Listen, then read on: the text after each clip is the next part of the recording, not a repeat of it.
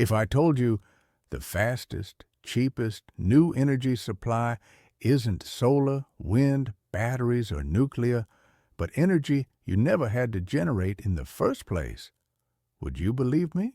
In the energy transition, we spend a lot of time arguing about how to generate clean electricity. But there's a quieter lever that hits climate goals, cuts bills, and improves resilience, often immediately. It's energy conservation and efficiency, sometimes called the first fuel. And it matters because the built environment, our homes, offices, malls, hospitals, accounts for more than 1/3 of global final energy use and about 26% of energy-related emissions. So today, we're going to build a full practical framework. How heat leaks from buildings, why electrification only works best after fabric first, how AI can both help and hurt, why behavior is the missing multiplier, and how policy and finance determine what scales. This is a systems episode. We'll move from physics to machines to data, to humans to policy and money. Here's our map. Why efficiency is the first fuel. The building envelope. Fabric first, electrifying heat. Heat pumps, right sizing, maintenance. Digital orchestration, BIMs, IoT, AI. Behavior. Why people don't do the obvious things. Tropical cooling, ASEAN realities, and Singapore's Go 25. Industry and commercial assets. ROI and incentives. What makes upgrades actually happen. Water energy and embodied carbon. And a phased playbook you can apply anywhere. Energy conservation is no longer just personal virtue, turning off lights, shorter showers. It's increasingly framed as a pillar of macroeconomic stability, national security, and climate resilience. And when we talk about buildings, it helps to split emissions into two buckets. Bucket 1. Direct emissions. Fuel burned on site. Bucket 2. Indirect emissions. Electricity generated somewhere else. Yes, grids are decarbonizing. But direct emissions from natural gas and petroleum products remain a persistent challenge, representing 78% of direct fossil fuel CO2 emissions in residential and commercial sectors. So the transition isn't just clean electricity. It's also reducing demand and moving thermal loads off combustion and onto high-efficiency electric systems. Now here's the big strategic point. If you try to decarbonize supply while your demand is leaky and wasteful, you end up building more generation, more grid, more storage, more everything. Efficiency doesn't just reduce emissions, it reduces the size and cost of the entire transition. Let's start with the building envelope, the barrier between conditioned indoor air and the outdoors. This is the most fundamental determinant of efficiency in buildings. The report calls this the fabric first strategy. Fix the structure to reduce demand before you upgrade mechanical systems. Why? Because even the best HVAC system will waste energy if the building is basically a bucket full of holes. Air sealing is often the most cost-effective intervention available. Leaks through gaps and penetrations force heating and cooling systems to constantly fight infiltrating outdoor air. Common leakage sites include attic hatches, recessed lighting fixtures, plumbing and wiring penetrations, and joints between foundation and walls. What does comprehensive air sealing look like in practice? Caulk, weather stripping, spray foam, gaskets, the unglamorous toolbox. And here's a technical detail that matters. To find hidden leaks precisely, the report points to the blower door test, creating pressure differences so tiny gaps become detectable. And air sealing isn't only about energy. It can improve indoor air quality by reducing entry of dust, pollen, allergens, because you're no longer pulling in unfiltered outdoor air through random cracks. If air sealing fights unintended airflow, insulation fights conductive heat flow. Heat moving through walls, ceilings, and floors. The report notes insufficient insulation is often the single largest contributor to residential energy waste, and performance is measured using R value. Higher means more resistance to heat flow. In attics, typical materials include fiberglass bats, spray foam, blown-in cellulose. And combined with air sealing, these upgrades can reduce residential energy bills. One cited figure is an average of 11% when combined. Also, don't forget foundations and crawl spaces, especially in humid climates. An unsealed crawl space can bring moisture and heat in during summer and leak heat out in winter, raising utility costs and risking mold and rot. Windows are a major thermal vulnerability, often accounting for up to 30% of heating and cooling energy use. The report highlights that upgrading from single pane to Energy Star certified windows can reduce household energy bills by 12% to 13%, using multiple panes, low emissivity coatings, and inert gas fills like argon to reduce heat transfer. Then there's solar mitigation, especially in higher radiance regions. Awnings block sunlight before it enters and cuts cooling load. Insulated cellular shades, when tightly fitted, can reduce unwanted heat gain through windows by up to 60%. And the future? Dynamic, smart windows that adjust opacity or reflectivity based on sunlight and indoor conditions. So, fabric first isn't aesthetic renovation. It's building physics, reducing the thermal and airflow loads that your future electric systems will otherwise have to carry.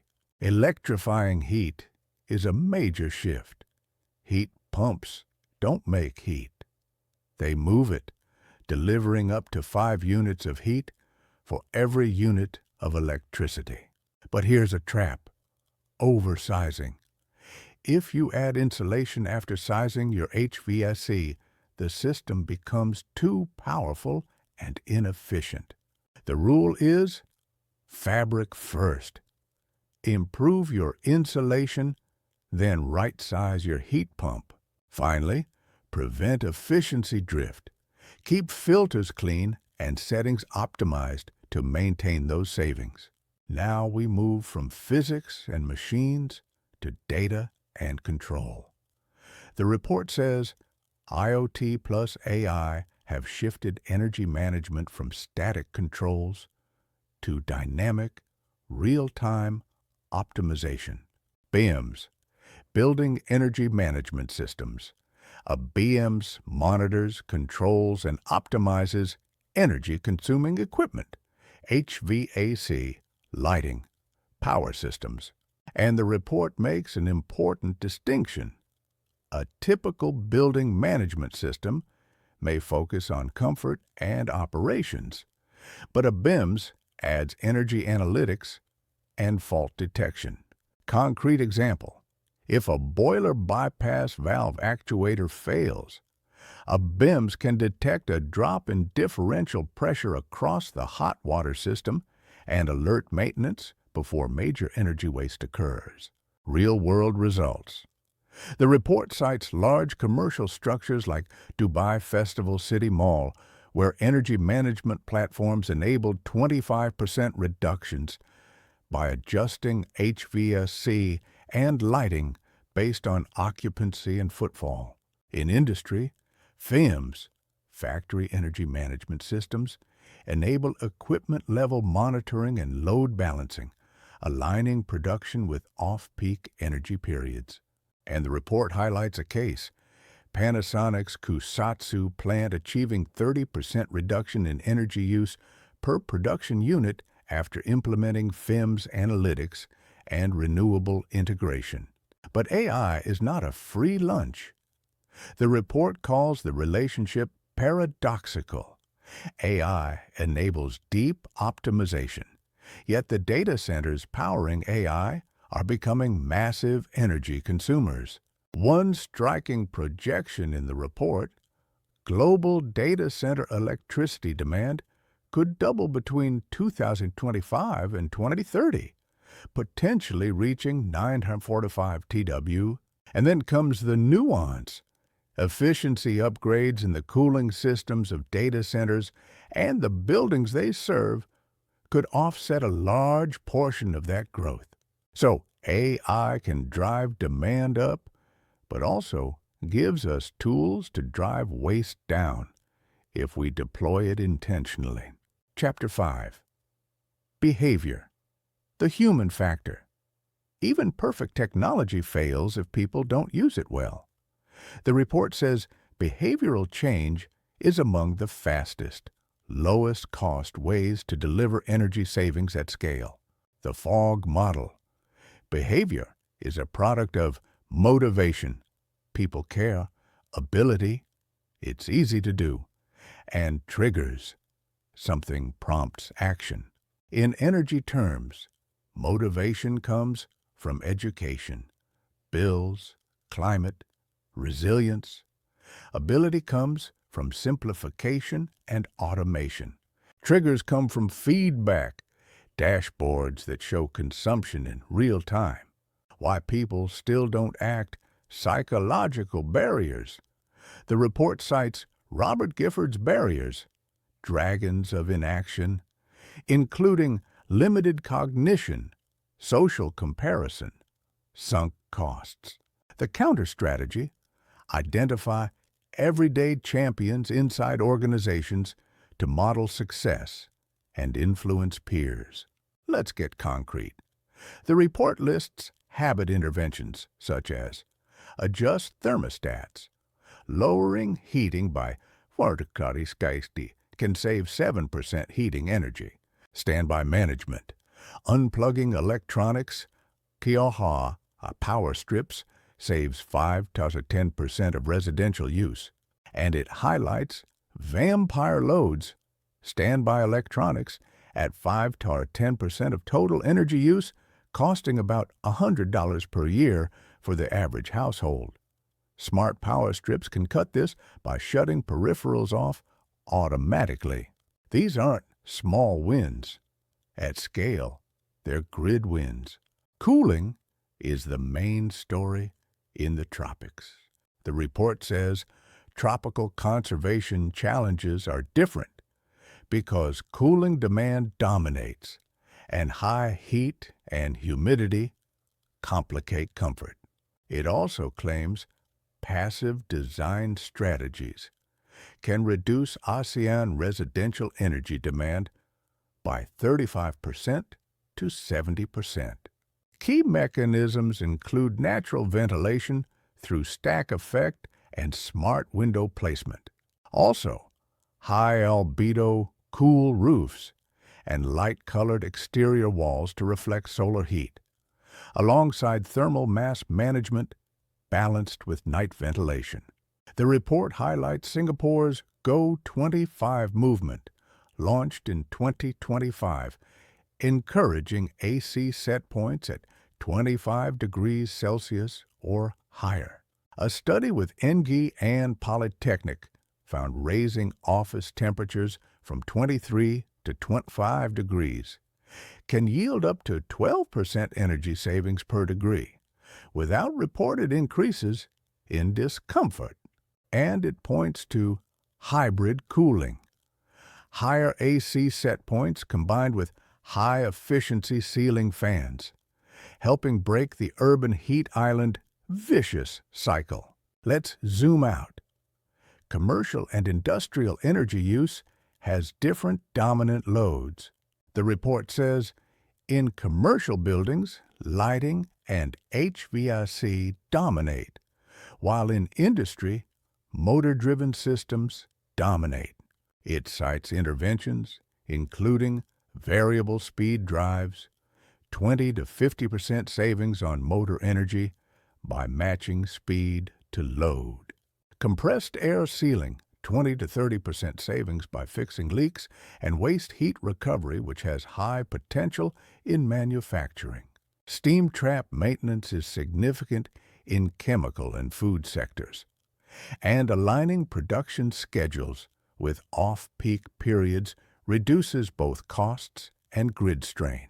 High-performing commercial buildings typically save utility costs and may command higher asset values.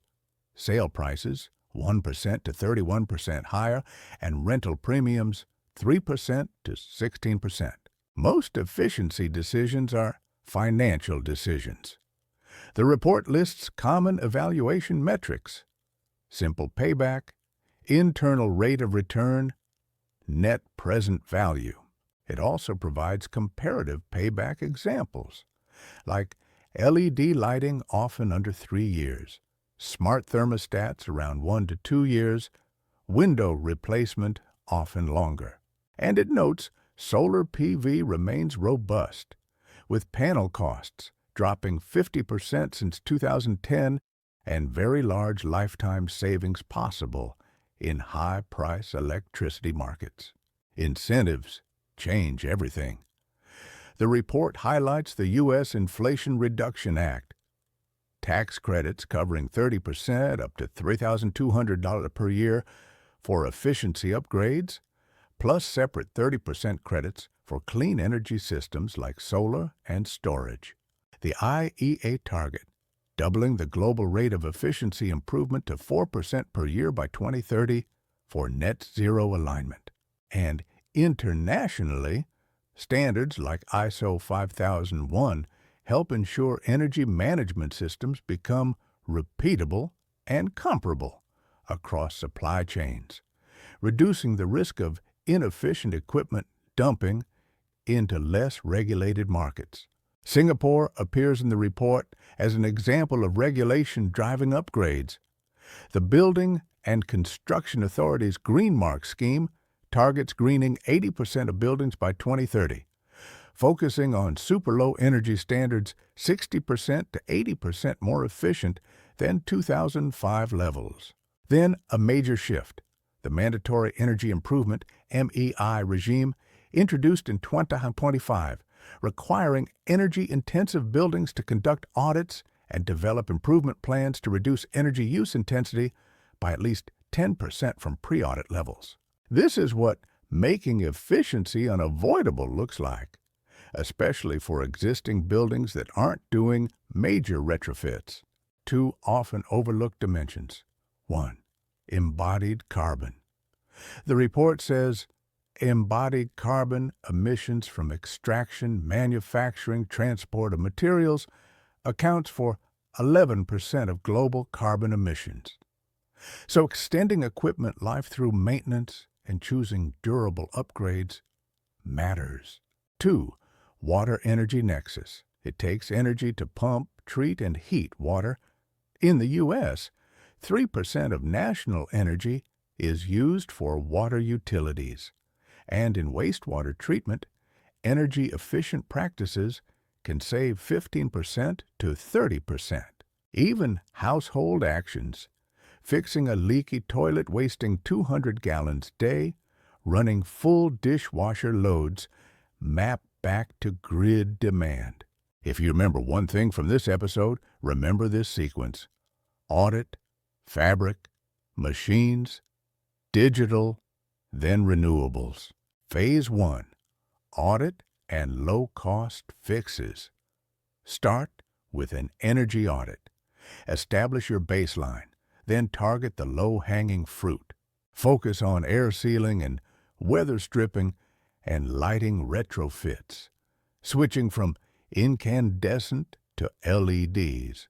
Don't forget smart thermostat scheduling and behavioral training for your team. Phase 2. Envelope upgrades. Once sealed, move to attic and wall insulation. Consider window replacements where needed and reflective roofing to reduce solar gain. Phase 3. Mechanical modernization and digital control. These are high CapEx moves for long-term decarbonization. Transition to heat pumps, integrate systems for automation, and add solar PV with battery storage toward net zero. This sequencing avoids the classic mistake: buying big mechanical systems first, then reducing demand later, and ending up with oversized equipment. Energy efficiency isn't the boring side quest. It's a central mechanism for managing the shift to a sustainable economy, especially when fabric-first upgrades combine with electrification, digital optimization, and behavioral change. If this was useful, like, subscribe, and drop a comment. What's your biggest energy waste? Cooling, heating, lighting, or industrial motors?